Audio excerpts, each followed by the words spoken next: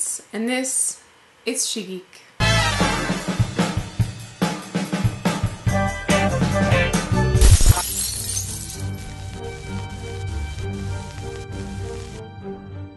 When the trailer started coming out for LA Noire, there were two things that I was most worried about. One was that it would play too much like Heavy Rain, and two, that the face-body capture juxtaposition together would kind of bring it into the uncanny valley. So I'm going to address those two concerns today under the heading of gameplay and graphics. We'll do gameplay first.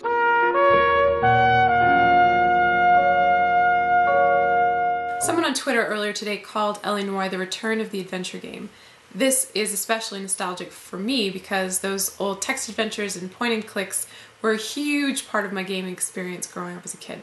That said, comparing LA Noire to its more primitive ancestors doesn't mean that it lacks any of the complexity and nuance of a modern game.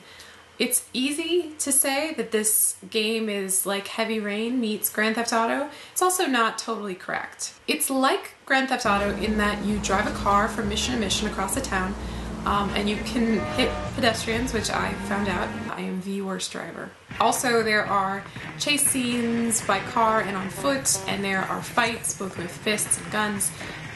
So it's a little bit like that in that regard, but you are a good guy, you are not there to cause trouble, and if you do cause trouble, you're penalized for it. It is an investigative murder story like Heavy Rain, but the investigation bits of the gameplay actually engage the player much more on a mental level, and you can fail easily and often.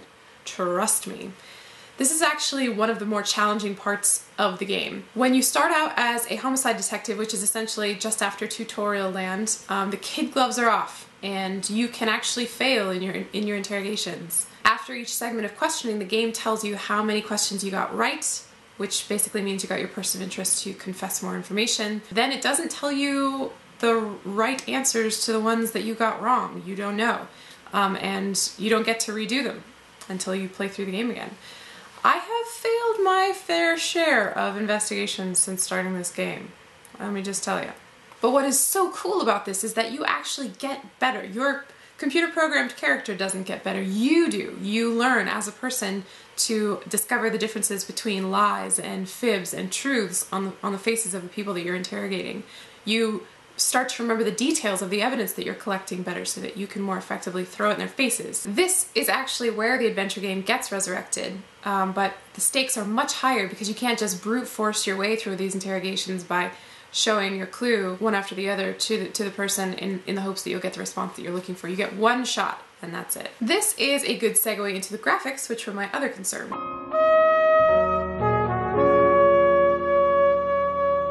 The valley is not nearly as uncanny as I thought it would be. It is quite canny, in fact. The reality of the emotions on people's faces is arguably the biggest reason why this game works as well as it does. Your interrogations absolutely hinge on it, as does your personal emotional connection to the things that are going on in the story. The sets and props and costumes of 1947 LA are beautifully done. It's easy to create a virtual city and then just throw some 1947 glamour on it and call it period. What's not easy is to make it feel as though it's evolving, like it's a virtual city that has been there for a long time and has gotten to 1947 and you just happen to be in it at that moment. I noticed this most with the women's costumes. The women in this game don't look like they've just walked off the pages of a 1947 fashion magazine. They look like they've been wearing these clothes for a few seasons. You know, they're not quite the edge of style, which I think is just a tiny little detail that totally makes it amazing. And the designers who did that were incredible and deserve a very long vacation. I've also always had kind of a fascination with serial killers. Not in a creepy way, maybe a little bit creepy.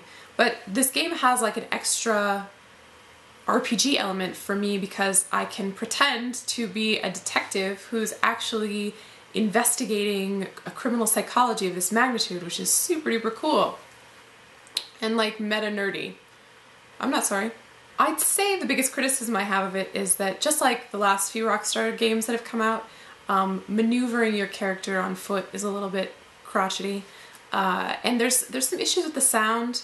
There's one or two characters that like mumble, and I have been like, please, there's loud trumpet music, please raise your voice. I cannot hear you. I've turned the music down in the options dialogue and I still can't hear you. The trumpet music is too intense.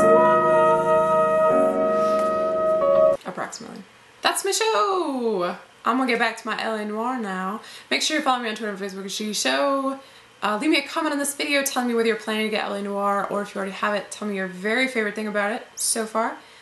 Today is Tuesday, May 17th, and I will see you guys next week.